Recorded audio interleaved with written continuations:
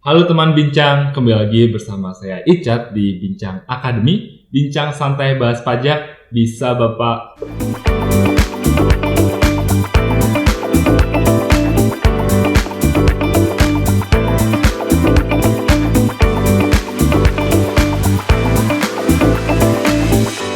Nah, pada episode kali ini kita akan membahas nih salah satu isu-isu transfer pricing terkait intragroup services. Nah, intragroup services ini merupakan salah satu jenis transaksi yang dilakukan oleh perusahaan multinasional dalam rangka untuk mengoptimalisasi kinerja ekonominya.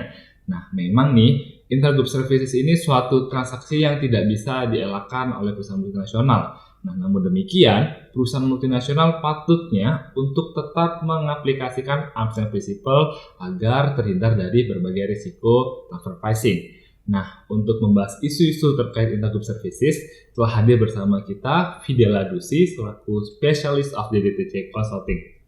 Halo Fidela. Halo Ica. Selamat datang di studio Akademi. Kabarnya baik-baik aja nih ya? Baik. Nah, Fidela, ini kita akan membahas terkait intragroup services gitu ya. Nah, biasanya apa aja sih isu-isu yang berkaitan dengan intragroup services terkait transfer pricing? Ya, jadi kalau kita bicara transaksi afiliasi, sebetulnya bisa dilakukan dalam berbagai bentuk ya. Mungkin yang paling umum itu transaksi tangible, yang mana kita melakukan transaksi dalam bentuk barang nih, mungkin kasat mata. Nah, kalau transaksi jasa atau intragroup services sendiri memang masuk dalam kategori intangible ya, karena memang tidak kasat mata, dan memang untuk pembuktiannya agak butuh usaha yang lebih. Nah, sebetulnya alasan dari perusahaan melakukan transaksi jasa intragroup pasti tujuannya untuk mencapai skala ekonomi. Nah, namun di sisi lain juga mungkin perusahaan ingin mendapatkan efisiensi atau kemudahan nih dalam melakukan aktivitas operasionalnya. Seperti misalnya perusahaan ingin mencegah adanya duplikasi jasa yang dilakukan oleh anggota-anggota grup usahanya. Selain itu juga mungkin perusahaan ingin menjaga kualitas dari penyediaan jasa yang disediakan dalam satu grup usaha secara spesifik. Selain itu juga bisa jadi memang karena perusahaan ini dia ingin anak-anaknya atau anggota grup usahanya untuk mendapatkan jasa yang secara konsisten, maupun jasa ini dapat diterima jika dibutuhkan, saat waktu yang dibutuhkan, seperti itu. Nah, sebetulnya alasan-alasan tersebut dapat melatar belakangi terjadinya pada akhirnya ada transaksi jasa intragroup. Namun kalau kita bicara tentang peraturan domestik Indonesia sendiri, sebetulnya belum ada secara spesifik yang mengatur terkait transaksi jasa intragroup. Namun memang transaksi jasa intragroup ini menjadi salah satu fokus atau kekhawatiran dari otoritas pajak, yang mana untuk isunya berada pada apakah sebetulnya transaksi jasa intragroup ini termasuk jenis biaya yang bisa dibebankan atau tidak. Nah, oleh karena dari itu sebetulnya dari wajib pajak sendiri atau dari perusahaan yang melakukan transaksi afiliasi dalam bentuk jasa, sebetulnya ada 3 hal yang harus dipastikan. Yang pertama, apakah transaksi jasa itu betul-betul ada atau betul-betul terjadi.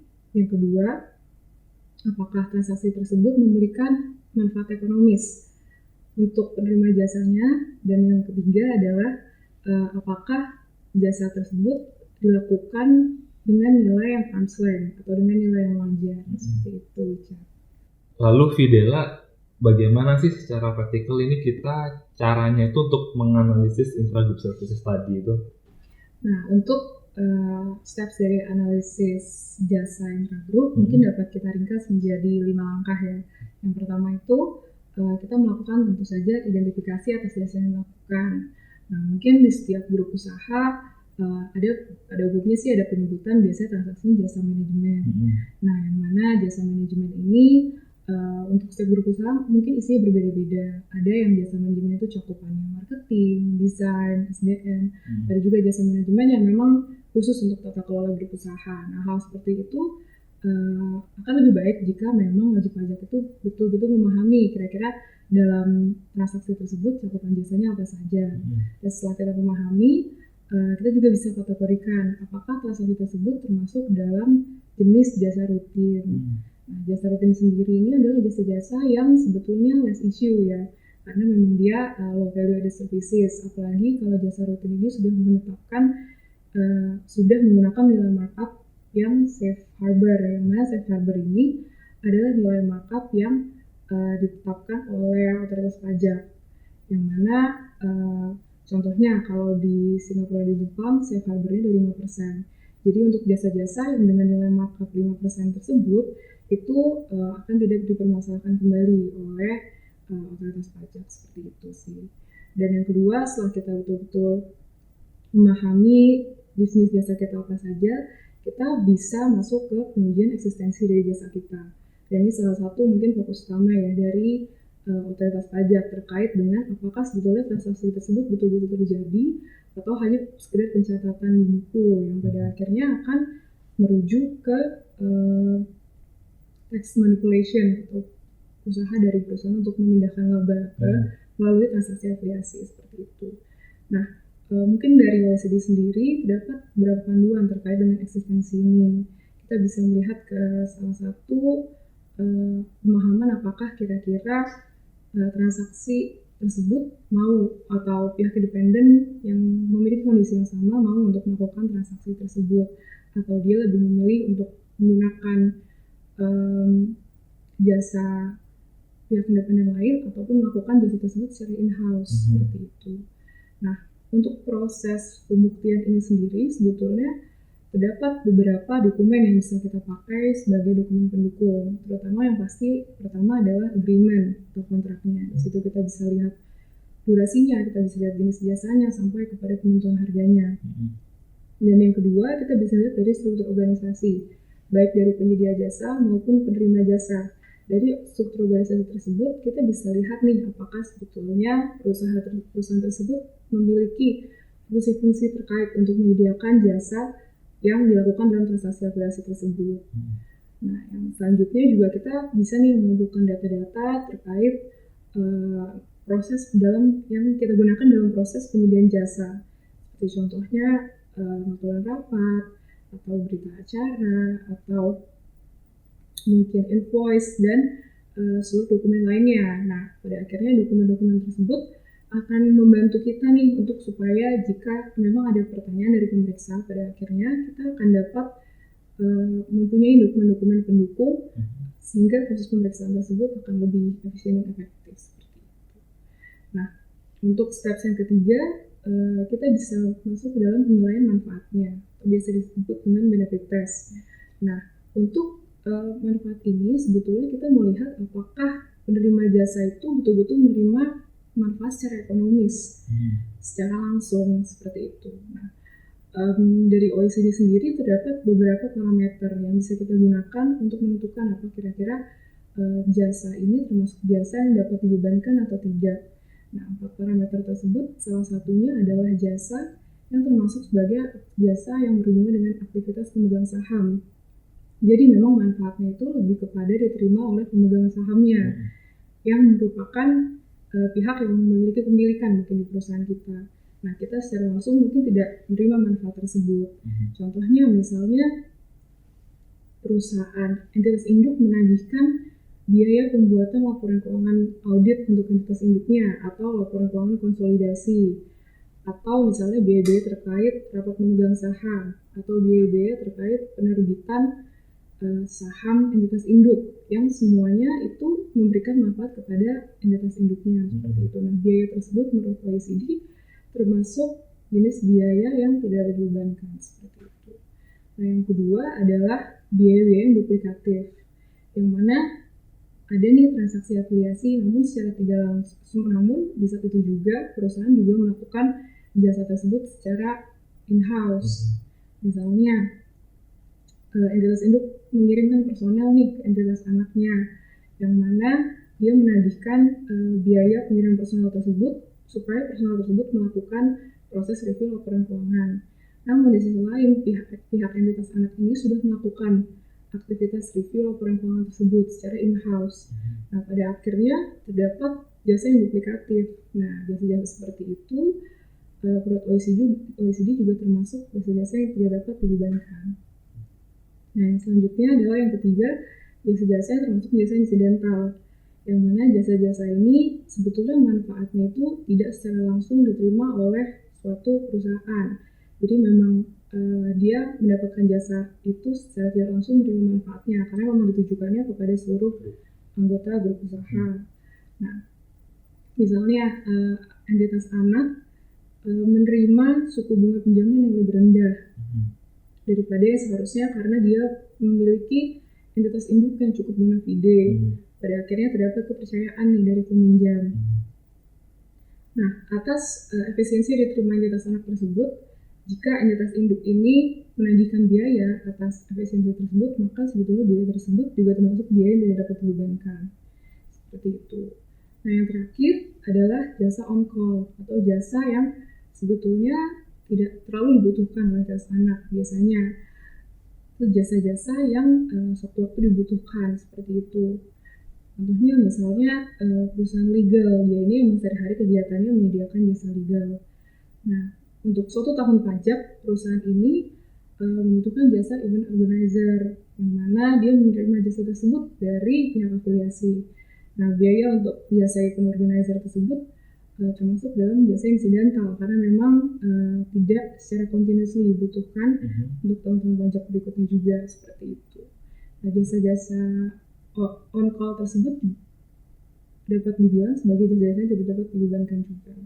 Nah, pada akhirnya dari 4 parameter yang disediakan oleh OECD tersebut bisa membantu kita untuk menentukan apakah betul-betul secara ekonomis penerima jasa itu menerima manfaatnya, seperti itu. Nah, terus jika kita sudah tahu eksistensinya dan manfaatnya, kita masuk ke step selanjutnya, yaitu kita coba analisa dari proses penentuan harga dari jasa tersebut. Kalau jasa, biasanya penentuan harganya adalah biaya ditambah suatu markup. Namun perlu diketahui bahwa markup itu hanya bisa diterapkan untuk jasa-jasa yang memang dia value added, bukan untuk jasa-jasa administratif maupun stewardship. Nah, kalau jasa administratif sebetulnya seharusnya dikenakannya at cost, dan jasa stewardship itu termasuk jasa yang tidak dapat dibebankan. Nah, mungkin selain dari hal tersebut, isu dari penentuan harga ini juga ada pada basis alokasi biayanya. Nah, untuk basis alokasi biaya ini sebetulnya kita bisa membuat AUP atau Agreed Upon Procedure. Itu adalah satu sertifikat yang diberikan oleh auditor independen, yang mana di situ auditor independen sudah melakukan pemeriksaan nih atas basis alokasi biayanya. Nah, AUP ini juga bisa menjadi dokumen pendukung kita untuk proses pembuatan TPDoc nanti, sehingga pada akhirnya kita juga nanti jika dalam proses pemeriksaan kita punya opini terkait basis alokasi biaya kita yang betul-betul reliable, seperti itu. Dan penggunaan AUP ini juga sudah disebutkan sebagai valid dalam UNTP manual, seperti itu. Nah, proses yang terakhir mungkin kita bisa masuk ke proses analisis dengan pemilihan metode transfer pricing. Dan untuk metode transfer pricing yang bisa digunakan itu sebetulnya untuk analisis jasa intragroup ada 3 metode yang direkomendasikan. Pertama itu adalah metode CAP internal. Yang perlu diperhatikan mungkin saat kita menggunakan CAP internal, jika memang ada penyesuaian yang harus dilakukan, kita harus memastikan bahwa penyesuaian dapat dilakukan dengan akurat dan andal. Nah, yang kedua adalah metode cost plus. Nah, kalau untuk metode cost plus sendiri, mungkin seperti yang kita tahu ya, kekurangannya bahwa memang karena dilakukan pada laba kotor, terdapat isu kesebandingan terkait dengan standar akuntansi yang diterapkan oleh pihak independen.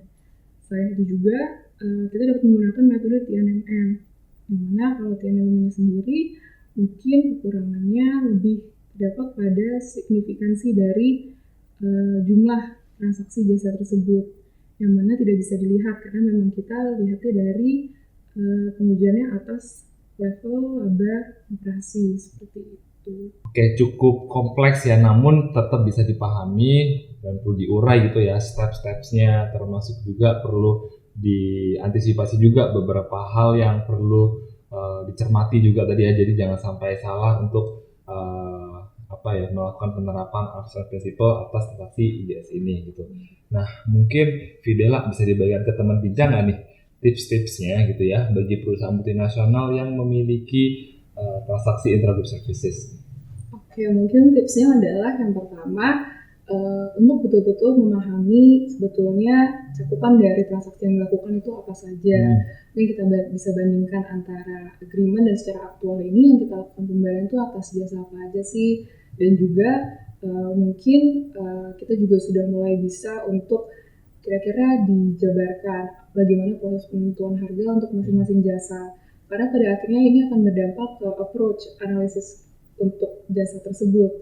Apakah kita akan menganalisis jasa tersebut pada level markup atau kita menggunakan TNMM pada level profit, ataupun apakah ada kemungkinan untuk digunakannya ke internal, yang mana kita akan membutuhkan data untuk transaksi yang sama dan sebanding dengan pihak independen, seperti itu sih. Nah, selanjutnya juga mungkin untuk dari penerima jasa, kita bisa betul-betul menilai manfaatnya. Kalau bisa penjelasan dari manfaat tersebut, kalau bisa sih memang secara kuantitatif, namun kalau memang tidak secara kualitatif pun tidak apa-apa, tapi harus betul-betul dipastikan terkait dengan manfaat yang diterima ini. Kita harus jelaskan berdasarkan dasar-dasar yang sesuai dan juga memang data-data yang sesuai, seperti itu. Nah, mungkin yang terakhir juga adalah terkait dengan penyiapan dokumen-dokumen untuk mendukung kita. Nah, untuk penyiapan dokumen tersebut kalau bisa dilakukan dengan sebaik mungkin kita mulai kumpulkan data-data yang ada, sehingga pada akhirnya betul-betul pada saat pemeriksaan nih kita bisa dapat membuat opini yang betul-betul mumpuni dan juga pada akhirnya defensif untuk mencapai goal utama kita, yaitu supaya kita menurunkan kemungkinan dikoreksinya transaksi atas jasa intragroup ini, seperti itu. Jadi memang pendokumentasian fakta-fakta terkait intragroup services, termasuk diantaranya dampak manfaatnya itu salah satu hal yang krusial ya bagi intragroup services alias transfer pricing ini. Gitu. Baik, terima kasih Fidela atas ilmu dan waktunya di Bincang Akademi pada episode kali ini. Semoga bermanfaat buat teman bincang semua. Gitu. Nah, teman bincang sekalian, jangan lupa untuk juga menonton berbagai video Bincang Akademi yang lainnya, spesial hanya di YouTube channel IDTC Indonesia. Nah, saya Icat, pamit undur diri. Terima kasih telah menyaksikan hingga akhir video. Sampai jumpa pada episode selanjutnya. Bincang santai bahas pajak, bisa Bapak.